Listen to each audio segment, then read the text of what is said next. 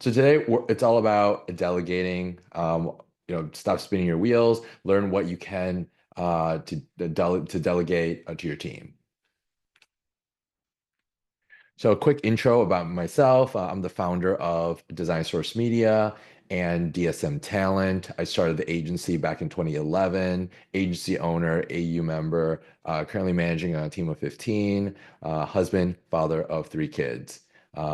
So managing 3 kids is way harder than managing a team of 15, by the way. Yeah, just a side note.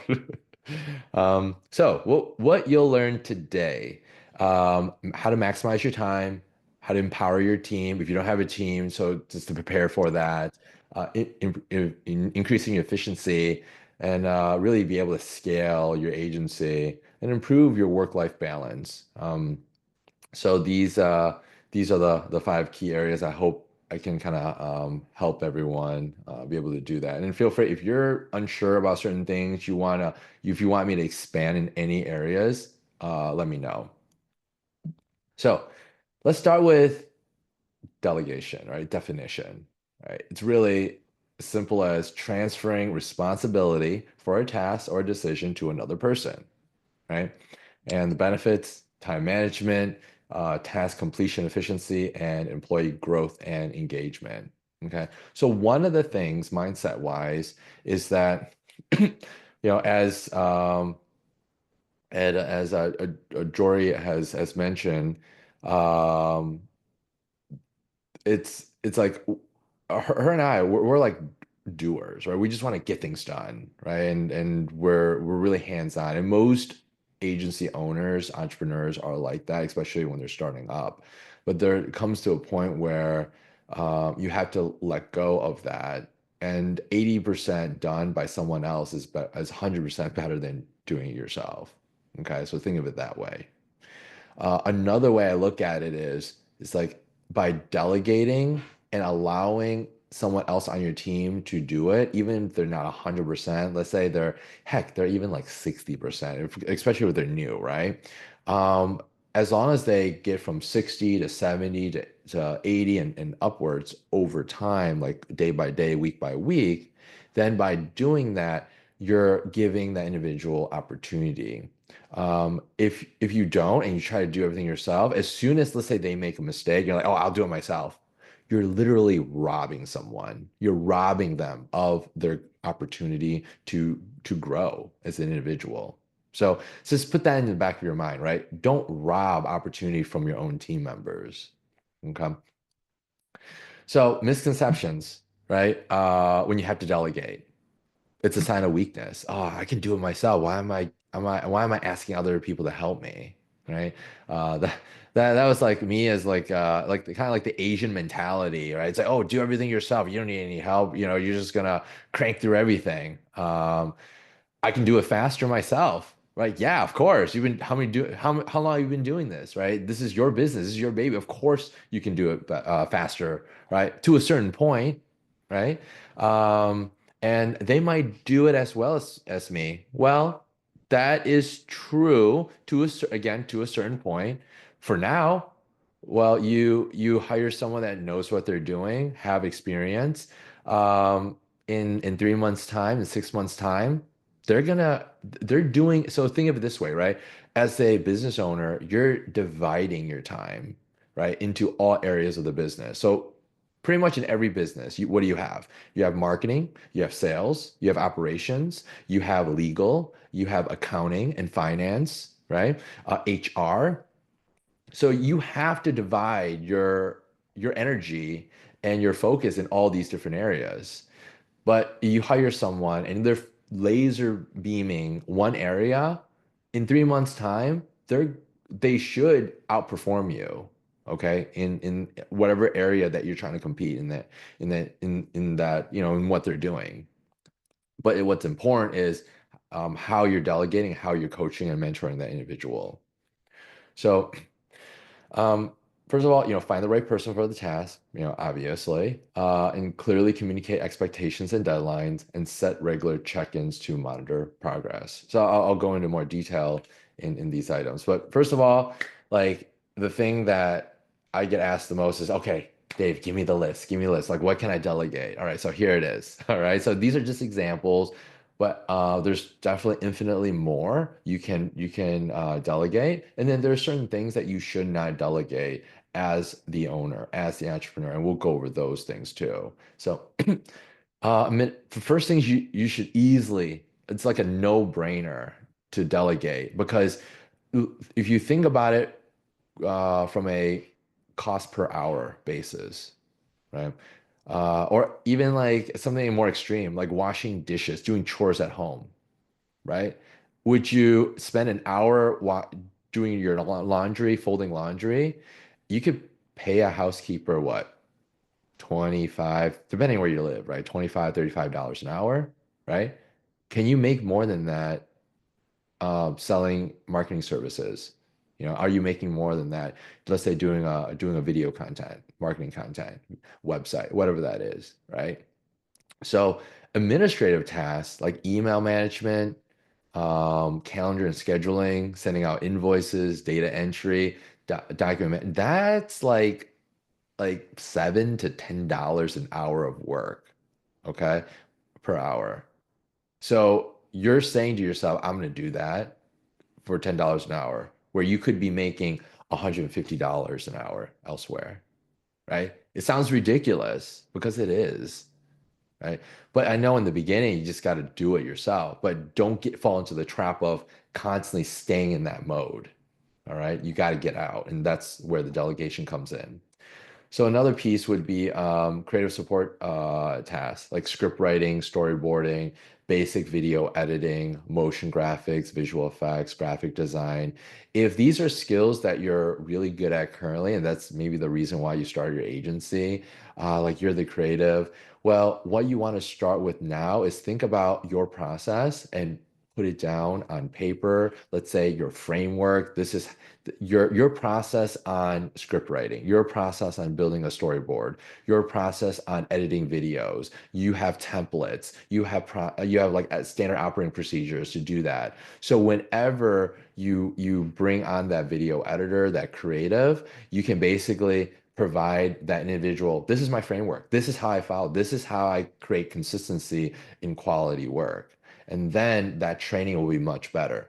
The one of the worst things you can do, and this is one of the issues that I see a lot of business owners make is, oh yeah, you have this experience. So they even if they find like a amazing candidate with amazing experience and all of this, like, oh yeah, they worked at all these agencies and so forth, but then they just fall flat.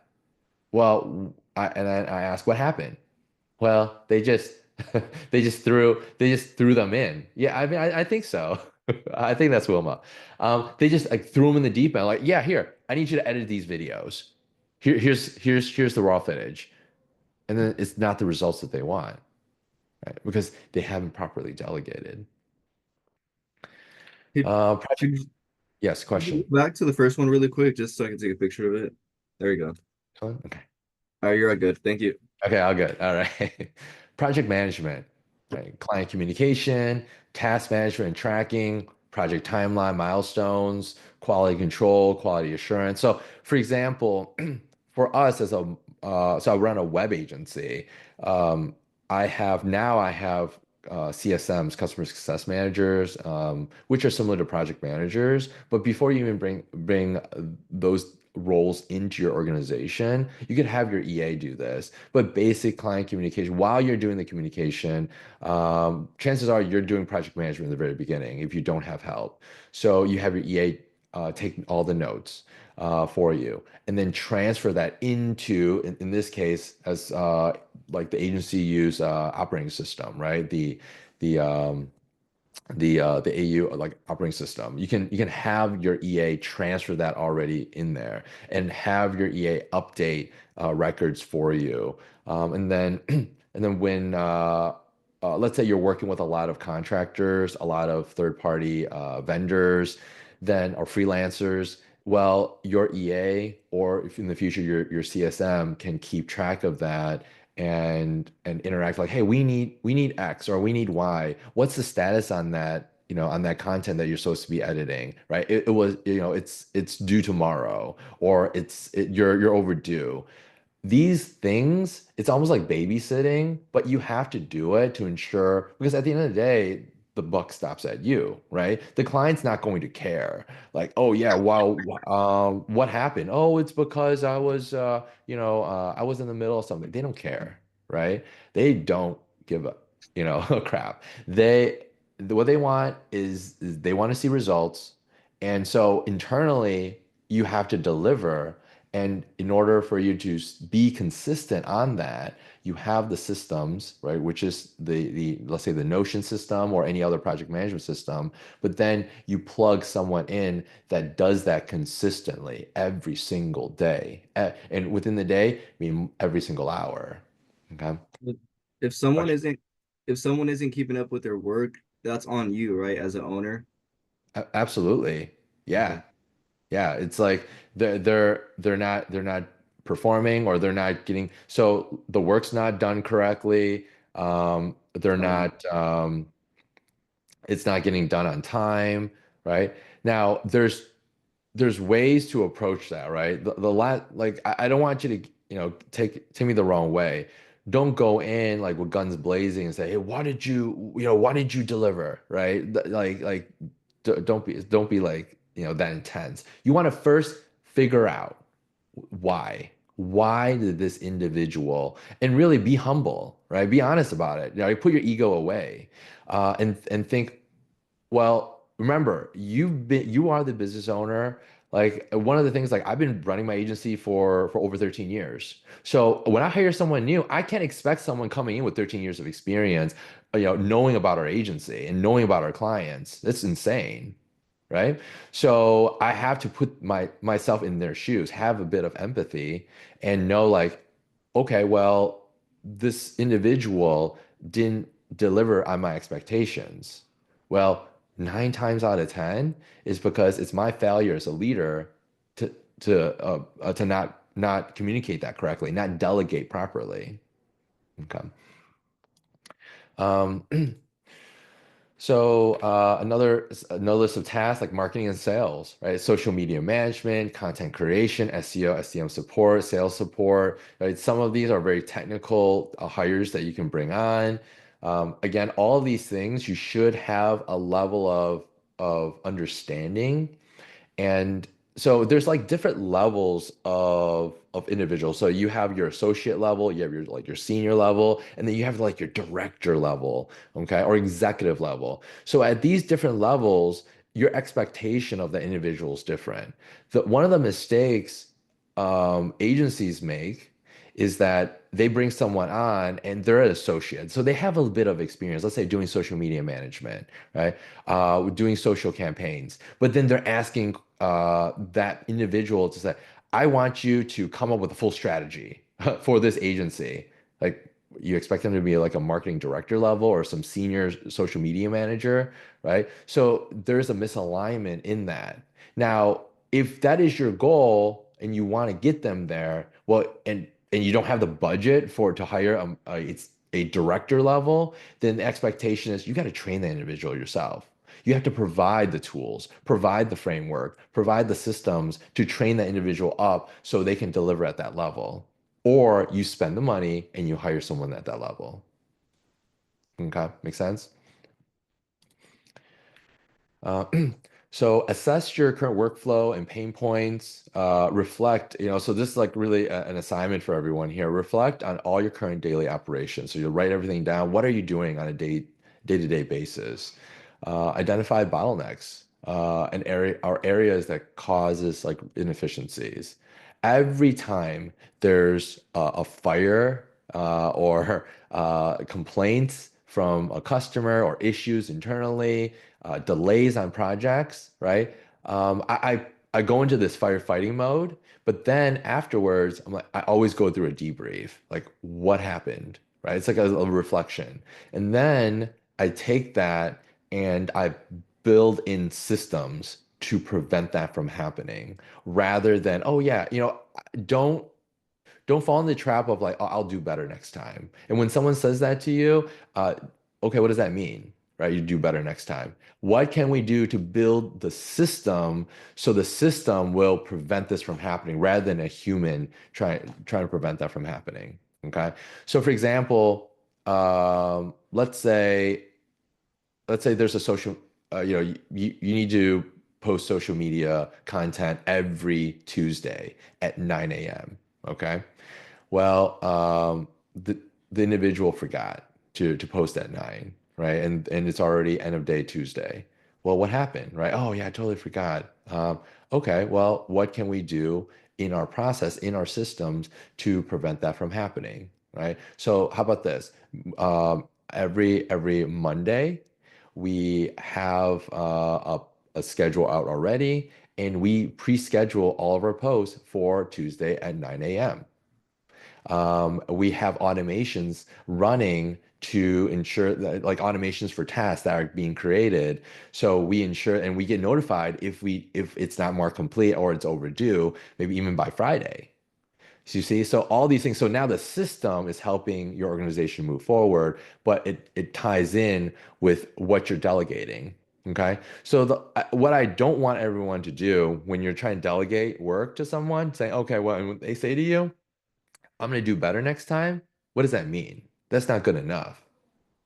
Okay. So what are the next steps that you'll be doing to prevent this from happening? Right? What's the game plan? So and so one of the things I put together, and I'll give access to everyone with the stock, is these are some of the things that you really should own as an agency owner. Okay, vision and strategy development. No one's going to come up with the vision of your own agency.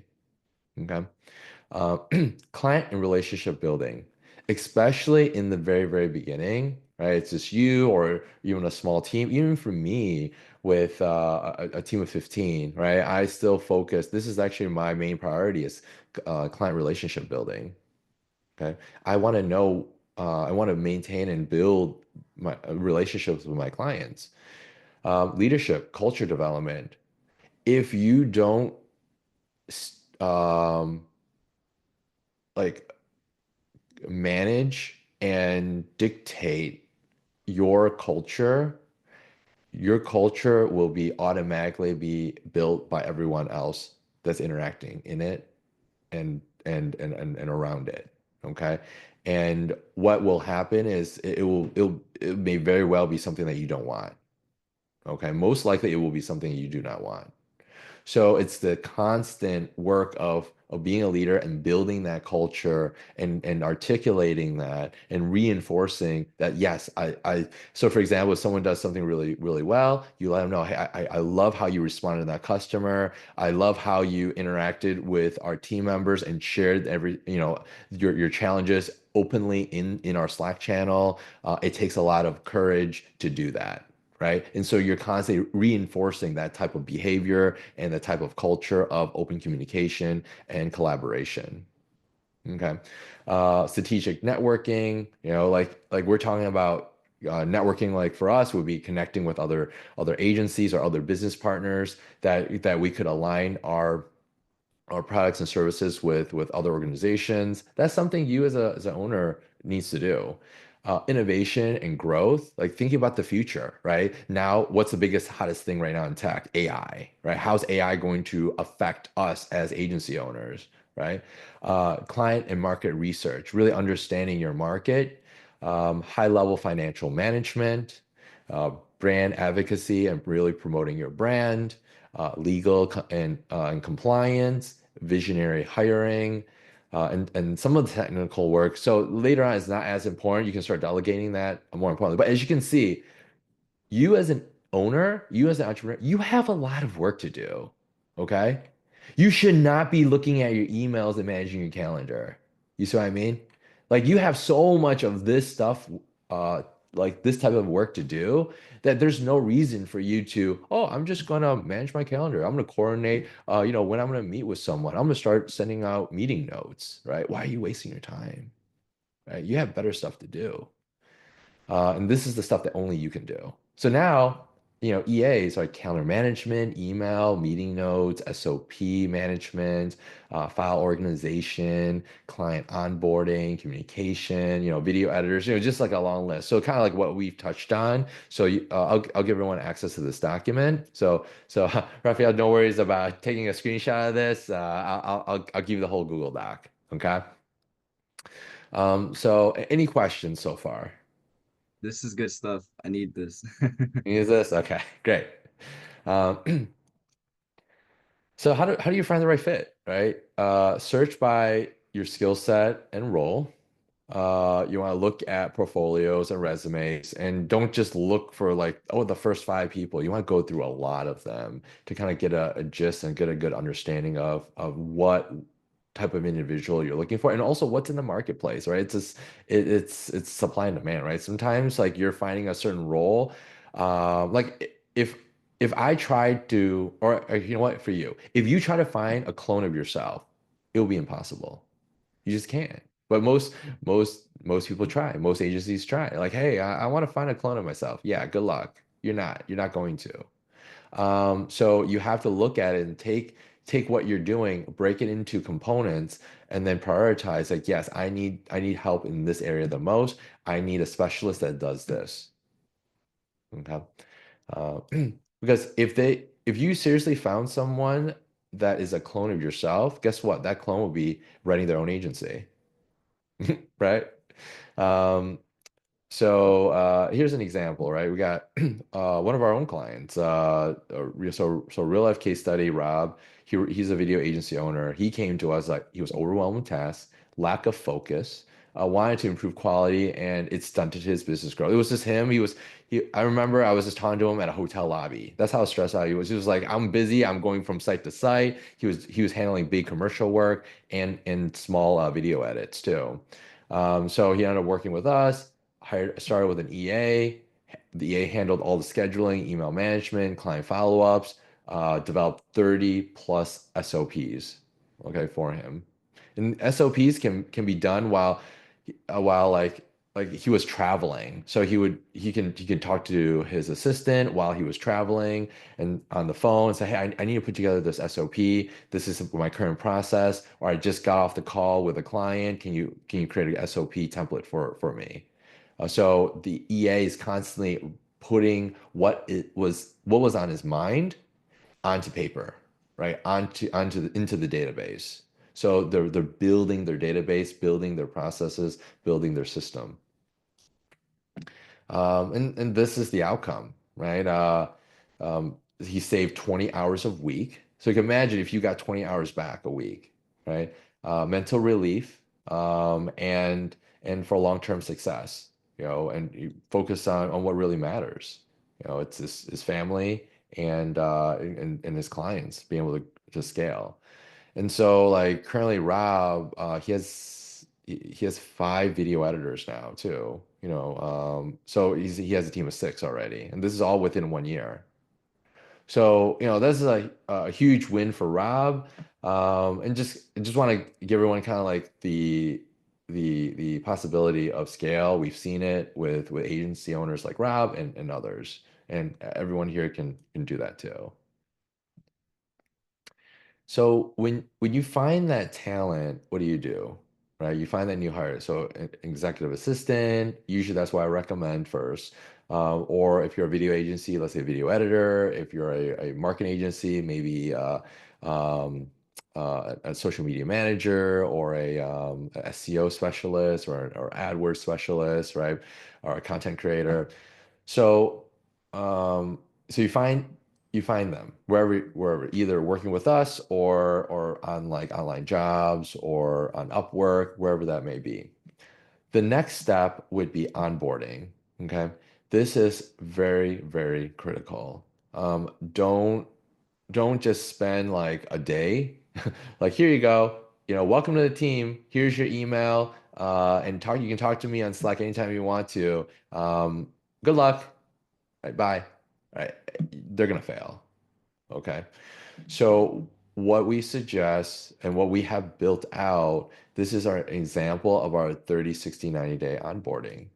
And It's broken out into three parts. The first 30 days is to learn, the next 30 days is to implement what you've learned, and then finally the last set of 30 days, so 60 to 90 days, they are optimizing what they've learned and have been implementing. One mistake that agency owners make is that they expect the new hire to start optimizing immediately. We do not expect anyone to start optimizing the process or the systems until day 60 through 90. Okay. So going through this onboarding, and we further break it out in the first 10 days, and then we break it down by week. Is like the first day, it's really basic stuff, right? Your traditional HR stuff, like intro to the company, um, filling out paperwork, and then getting access to all the things that they need, the tools. And then day two, scheduling one-on-ones. Um, how do we handle Slack communications inside our organization? How do you organize your own emails? How do you manage calendar? How do we do meetings? And what are the etiquette to our meetings? How do you schedule time off requests? And then at the end of every day, so all new hires, their manager is meeting with them every single day. Okay. So if you are the manager or the leader for the individual, set in your calendar. I would even set it twice, once in the morning, once at the end of the day. You're spending at least 30 minutes with this new hire. Okay.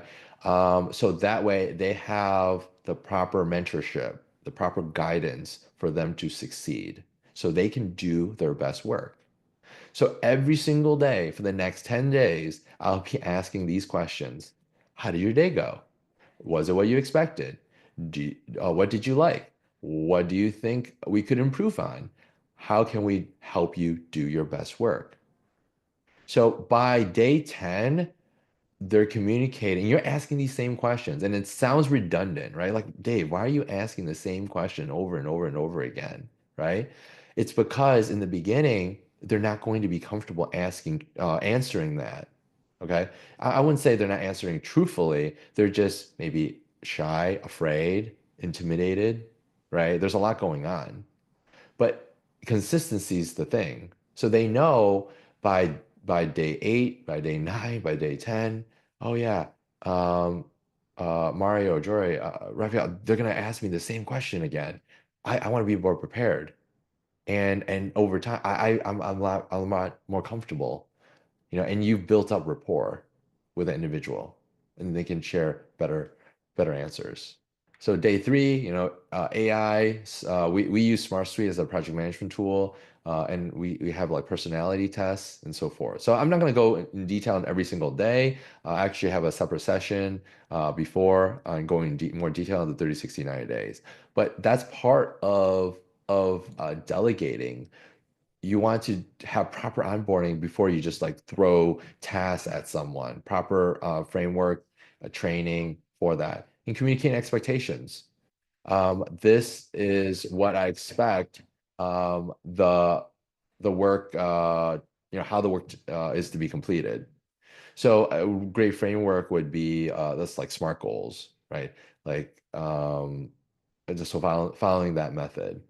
And then regular check-ins, as I mentioned, putting in your calendar. Once you're meeting with the new hire twice a day. Eventually, it can be less.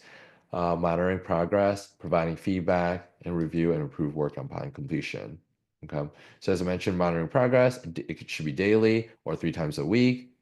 Track project timelines, task completion rates, maintain open communication to address concerns or issues. One, to address this bullet right here,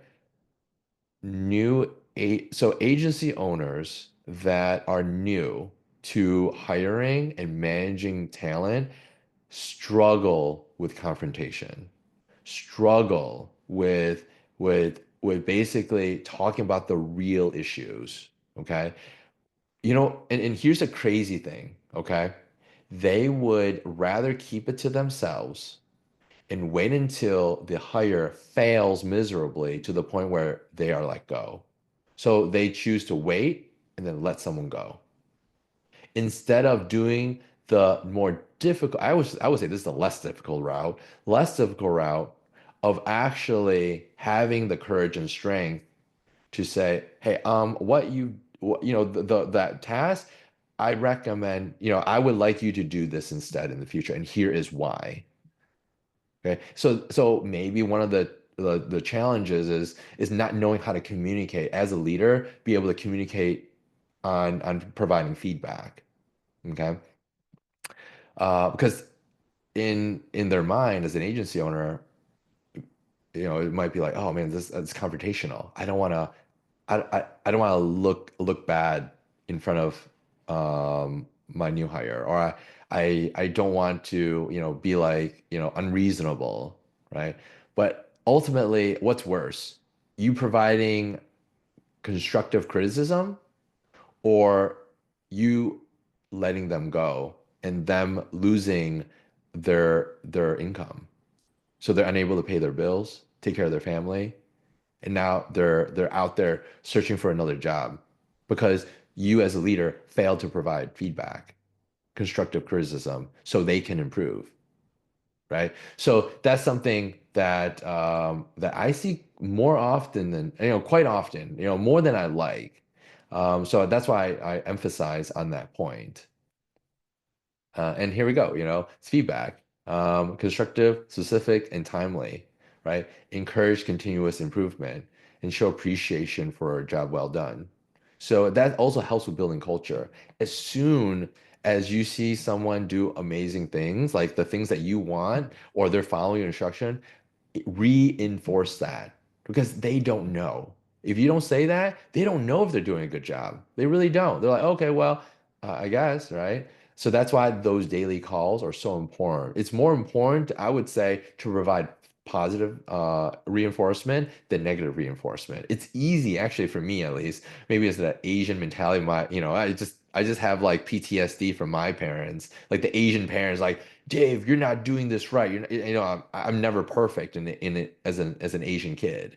So it's easy for me to provide negative feedback, but it's hard to provide positive. So try to provide more positive if possible, whenever possible. But then when there are times where they're making a mistake or they're not meeting expectations, then communicate that on why they're not meeting expectations. Okay. Any questions? Uh, I think you went over this already, but in your hiring process, what do you think should be the main priority? The administrative tasks, the creative, the project management, or the marketing and sales? I would say the easiest, lowest hanging fruit would be the administrative side. Okay, got it. Because think of it this way, as an agency owner, let me ask you, this is a question for anyone. Anyone can answer this. What is the most important thing for an agency? And if you don't do this one thing, your agency will die.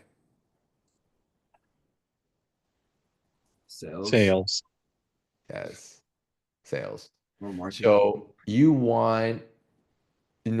so for your agency to survive, you want support in that role as quickly as possible. So usually it's a executive assistant supporting you in maximizing your sales, right? And it's not direct. Like you're too early to hire a salesperson, let's say an outside sales or inside salesperson or a closer, right? That's just too early because you haven't even figured out your own process yet. So in the beginning, you are those roles.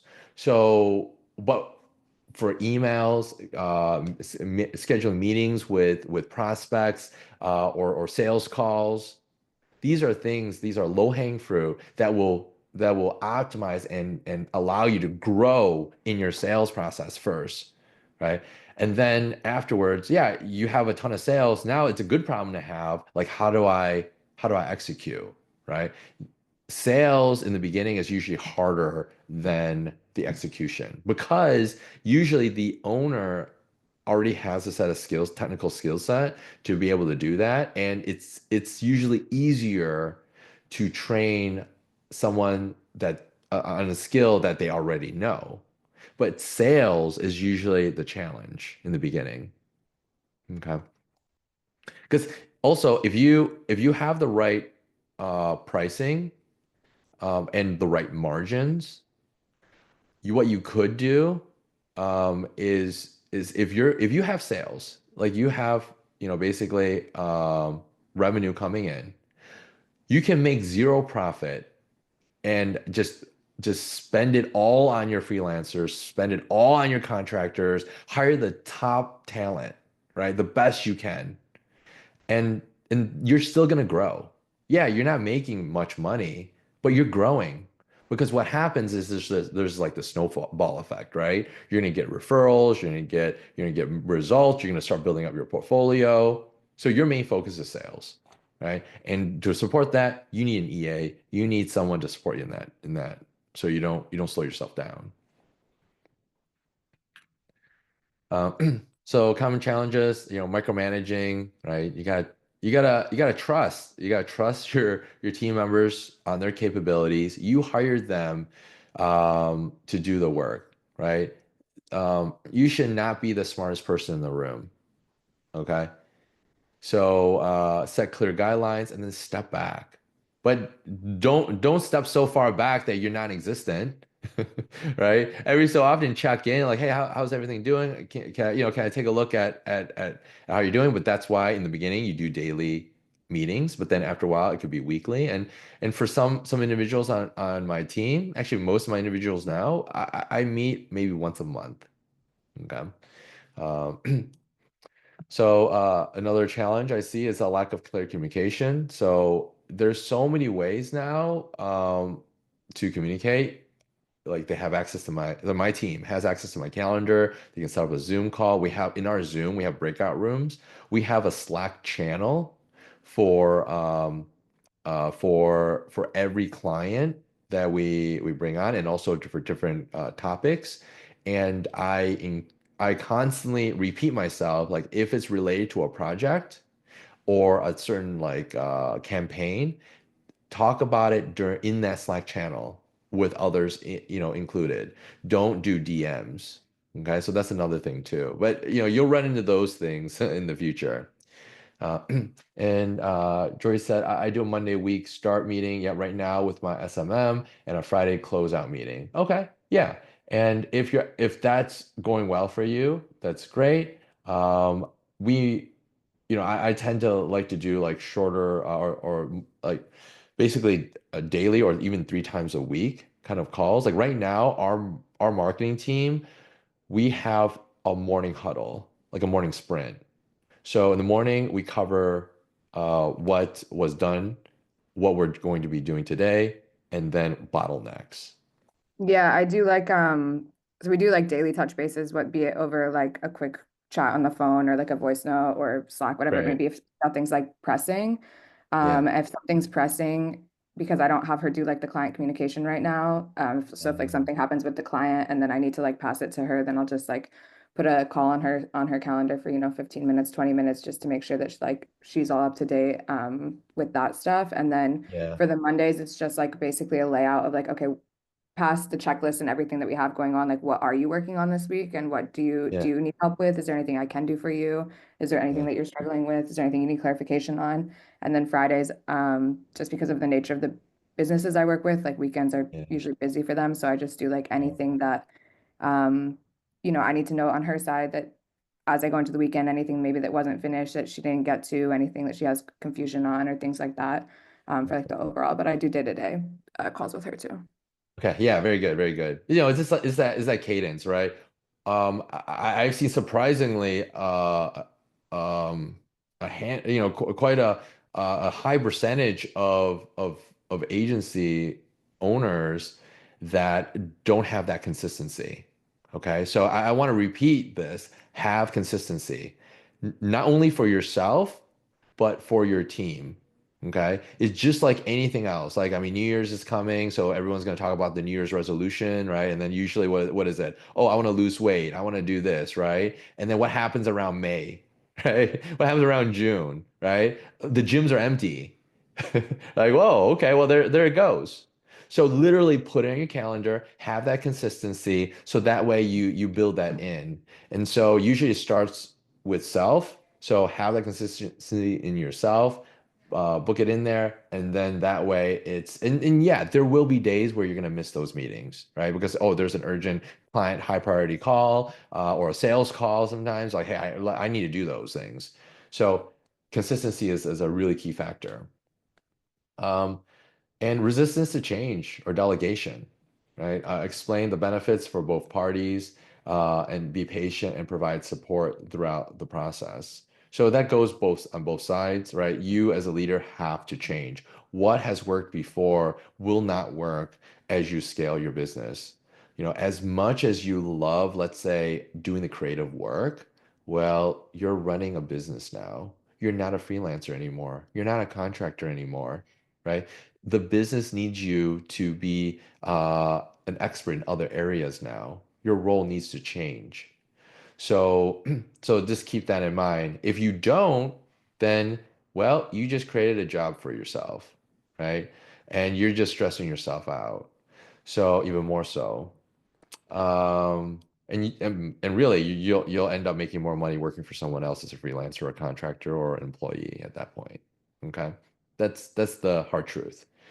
Um, and then measure, right? Measure success, track time, you know, save per week, monitor task completion rates and project turnaround times, evaluate team morale, engagement through surveys and check-ins. But usually it's the one-on-ones, like, hey, how's everything doing?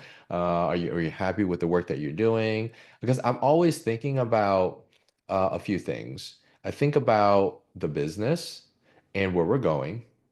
And then I think about the individual of like where they're at and where they want to go. And I try to make those alignments.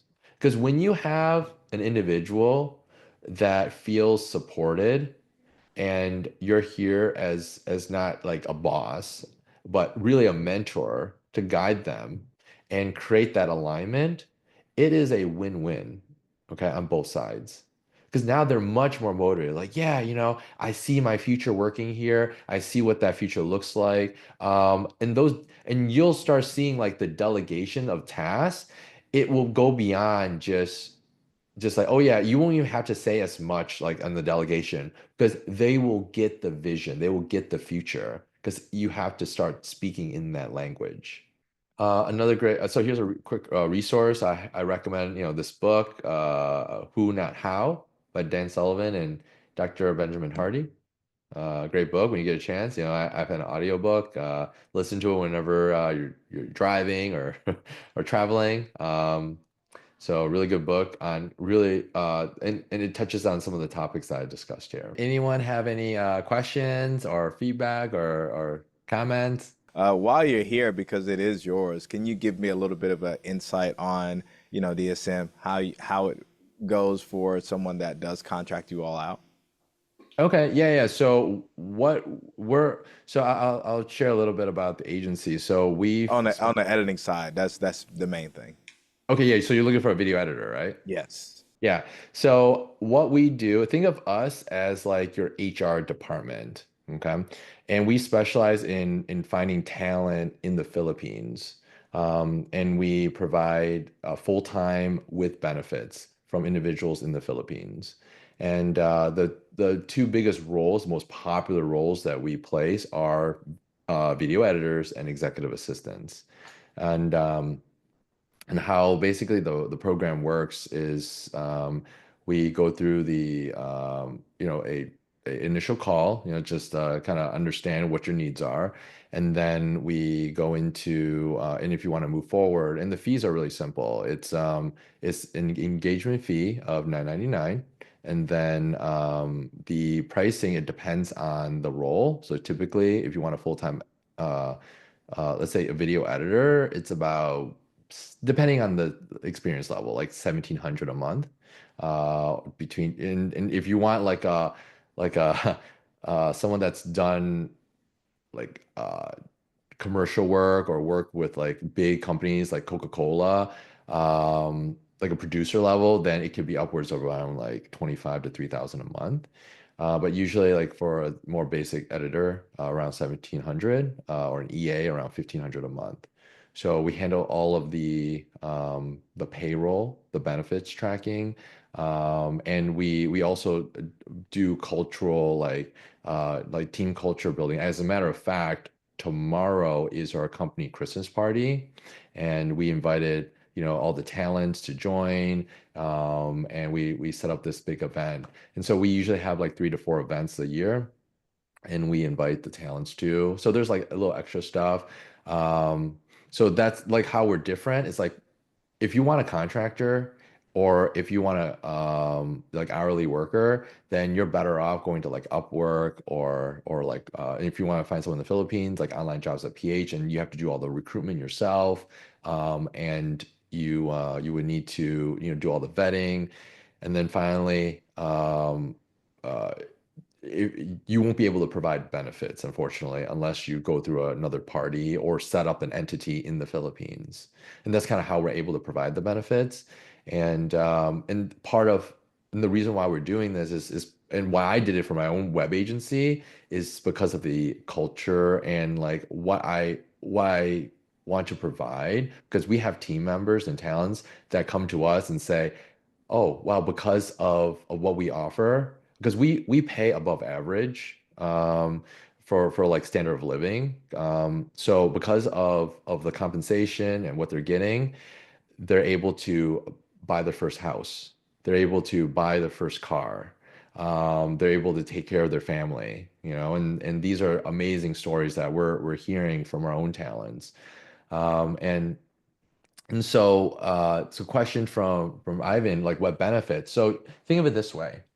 It's all your standard benefits you would get if you were a W-2 in the US, right? So we're paying half their taxes, Social Security. There's unique ones too in the Philippines. And also we're providing the health benefits. There's a health card that we're providing. We're providing PTO days, sick days, bereavement leave.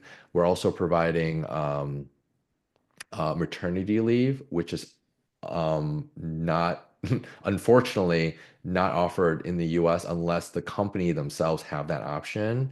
But it's by law that in the Philippines that for maternity leave is essentially 100 days. So that's kind of how that's built in. And but how it works is the Social Security um, will cover like a small part of it, and then it will get reimbursed back to us, but just a small part. But it's one of those things where if let's say one of our like let's say another agency was trying to recruit a talent themselves versus us recruiting for the same role like a video editor, that video editor most likely will choose us over the the other agency, because not only are they paid well, they're getting the benefits, and we have to follow labor laws. So all these things, the employee is protected. So ultimately, the thing is, it's like think of ever has anyone heard of Maslow's hierarchy of needs? Right? So you have that foundation, right? And the most basic necessity is shelter, right? And food. So our goal is to get to the very top of self-actualization. So if your hire is just thinking about, oh man, how am I gonna take care of my family, or how am I gonna take care, go to the doctor? We encourage our team members to just go see the doctor, right? Annual visits and stuff like that. So those are like that's the culture that we build. And so when we work with agencies, that's the type of culture that we would expect. And we wouldn't even work with someone that says, "Oh yeah, we just need someone for this project. They're just a number. I just want to focus on maximizing my profits." Like, yeah, I get it. You're a business. You want to maximize your profits, but you're working with human beings, right? They have families and lives too. So, but the crazy thing is when leaders do think about that and are empathetic and care, their business explodes, okay? And in a really good way. Okay. Can I ask you So, about like the yes. time, like how, because also they've been telling me to work with you to get an EA and a video editor, and Mhm. I I'm just confused on like how you work with, well, I guess I'm not confused. How do you work with people who are overseas who are not on your time zone? Mm, So that yes, you that's a great question. So solve in the for your time. Philippines, yeah, in the Philippines, it is not uh I guess it's fairly accepted that the team works night shift or even graveyard shift essentially because I'm in the Eastern time zone, so it's exactly 12-hour difference. So when it Gotcha. is what 11 a.m. here or 12:30 p.m. it is 12:30 a.m. there. Okay, and so they're working the night shift. And that's normal because in the Philippines they're really big into like outsourcing and call centers, you know, which are called BPOs. So they're supporting clients in the US already. So that's like pretty normal. And so when they're looking, so understand that the individual there, they have few options, right? As like let's say they're a video editor. They can either A, work at a local business like an agency or a bigger company, and they'll have to drive into work. Well, imagine being in San Francisco, downtown or LA, right, and being stuck in traffic. So trying to get from one spot to another and it would take you like, I don't know, an hour, 2 hours. For them, it would take 3 hours one way. Okay, it's insane. So, and it's during the day, rush hour, right? And there's, gas. Gas is more expensive there than here, as crazy as that sounds, okay? So, I mean, they're literally on an island, right? So there are those costs that they're factoring in. And then the other big factor is like they get to work from home. They get to be with their family. And unlike the typical American here, which is not really family focused, right? We're like, oh yeah, you're 18, bye, get out of the house, right? There, they have their family living together, maybe their aunts and uncles living in one giant house, and they're sharing. There's a very like big community. They're very community and family focused. So being able to work from home is a huge win. Okay. So those are some of those things. But now most remote opportunities are contract work. So so for especially for video editors, so we, I've interviewed like hundreds, right, of and close to 1,000 video editors now. And and I asked them like why, why did you apply here? Why not anywhere else? It's like, yeah, I'm just sick and tired of doing the contract work, the freelance work, because I want stability. I'm tired of chasing, right? They just want to do creative work and they want stability. They have a family, and usually it's like, yeah, I just I had my first child and I can't go on these gigs anymore. I don't want to, be unsure if I'm going to not have a project 3 months from now, right? And I want to work with them with a creative team, consistently, not like different people randomly all the time. So stability is a big thing, with benefits. And so they really want to be part of a team, a winning team. So that's kind of like the type of feedback. So what we're offering um is something that they're quite interested in. So that's why like we don't have issues really finding talent or finding interest. It's for us is really vetting and finding the right talent, for our agencies. Got you. Yeah, I'm definitely, yeah. You'll hear from me at some point soon. Cool. Right, looking forward to it. Yeah. Any other questions? Yeah. Like for the What Philippines. what it Yes. sounds like is that you're recommending for a lot of us to really start off with contractors because of the culture that we can build within our own companies, within our own agencies, that we can also be impactful on those contractors, regardless of if they're local or those full-time hires, regardless if they're local or from the Philippines. Because obviously you all will be taking over their culture things, the actually taking care of that person. and looking out for them. But it does sound like, just from your explanation, that you would prefer us to get acclimated with the idea of like, hey, actually go and find them yourselves eventually, so that you can ingratiate your culture, your standards, and your core values into this employee. No, I wouldn't say like I go straight to contractors. The only time I would recommend going to contractors first is if you're trying to start a new business model and you're not sure what if it's going to work out or not. So let's say you're providing video editing content and you're like, oh, I'm going to start to implement social media as a service with my video content. At that point, I would actually not even hire contractors. I would partner up with an agency to see if they could supply that, service. And basically, I would subcontract that or white label it or gray label it. Or I could hire a contractor. Or another reason I would hire a contractor for us would be overflow work. So we're working on a lot of projects and are like, oh man, we can't keep up with these additional overflow. It's like it's a busy time. October's a busy time. January is a busy time for us. So those 2 months, we need additional developers at that point, but we still have our core to support that. So those are the two areas I would recommend. Now, I would say working with us would be the fastest route because you don't have to go through the recruitment process.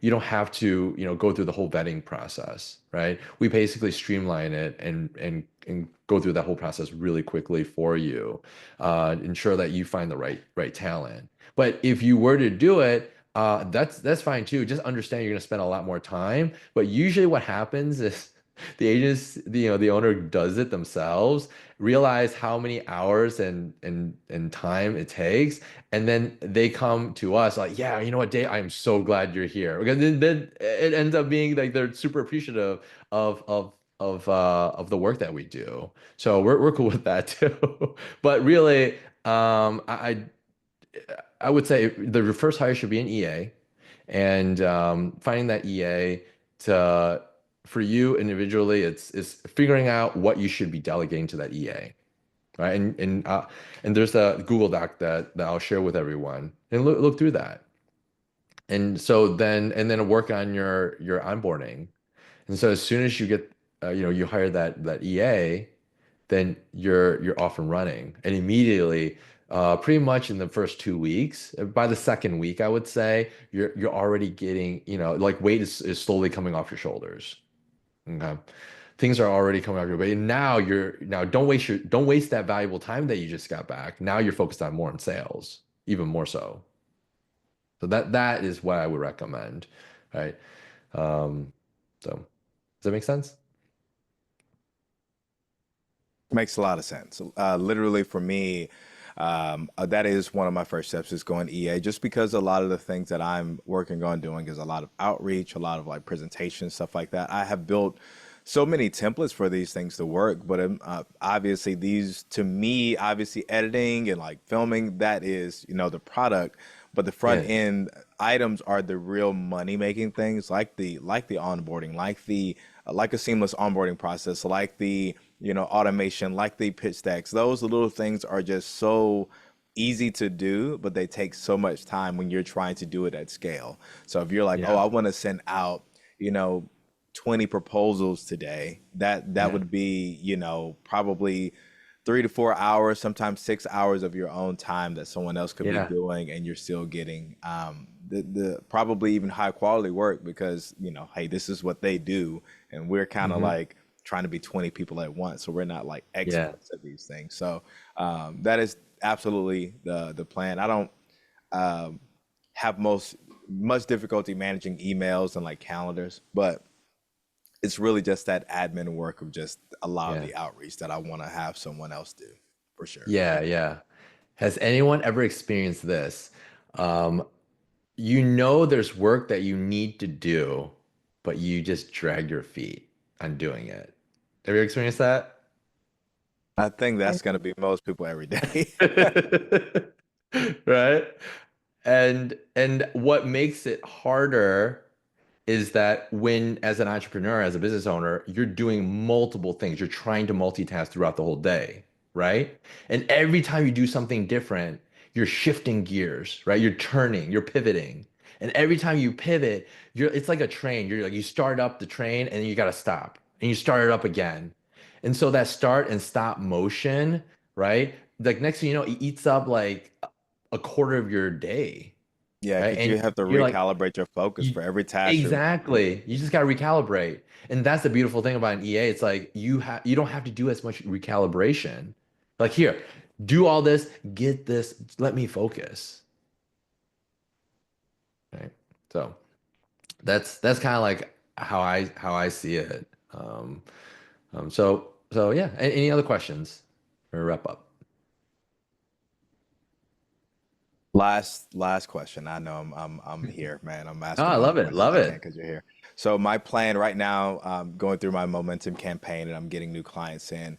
My goal, I'm just letting you know, just because of like you are the guy that runs the company. I'm letting you know as I sign new ones, I'm literally going to just dedicate like the money every month to just All like right. Yeah. paying someone for if I have two new clients, I'm going to say, oh, I need an editor, and literally allocating a percentage of that to, whoever you would assign to that, just so I can get the editing off my plate. That is my plan. I'm Nice. just letting you That's know. I'm smart. just Yeah. vocalizing this to you up front before we Yeah. even That's meet really back. good. Do you have a percentage allocation? Because for us, every company's a Oh, little different. 20%. 20% is Okay. usually what I like to dedicate to talent, just because I know 20% is if I'm signing someone for 10 video deliverables a month and I'm Yeah. saying, "Oh, it's a $5,000 package." Yes, I'm willing to dedicate, $1,500 a month of that to that, long as it's not I don't have to do anything. To me, I Yeah. look at it as a big plus if I'm coming out, if I have a 5,000 or even like some of my bigger clients that are, $8,000, $10,000 a month. If I'm Yeah. dedicating $2,000 a month out of that and I'm able to make profit out $88,000 and I don't have to really do anything but manage and oversee, oh, I'm great. Yeah. That's Yeah. a Yeah. huge win. I mean, of course, like to me, it's a Yeah. no-brainer. Yeah. Yeah, yeah, yeah. I would even bump that up even more. Like for me personally, like if I didn't have to do anything, all right, I'd be more than happy to make 40 or less percent, like maybe 20 to 40%. Because think of it this way, it's about scale, right? So Absolutely. if you're it's about growing the pie. You want to get the pie as big as possible. So even though you might not have a larger slice of the pie, I'll take a small slice, but that pie is humongous, right? So for our web agency, if we need to hire contractors, the way our rule of thumb is we have designers and developers. So 20% goes to designers, 20% goes to developers, and then we have a percentage there for like project managers and QA. So it might be even another 10%. So yeah, it does eat up a big chunk of it, but that's only if we have to bring on contractors. And what happens is as we hire full time and we scale and become more efficient, then it becomes that our margins start increasing, right? So, but in the beginning, the last thing we want is not be able to deliver. So we want to make sure we deliver because we're focused on marketing and sales and growing the business, but we don't want the vehicle falling apart, right? The wheels popping off, as we're trying to go 100 miles an hour.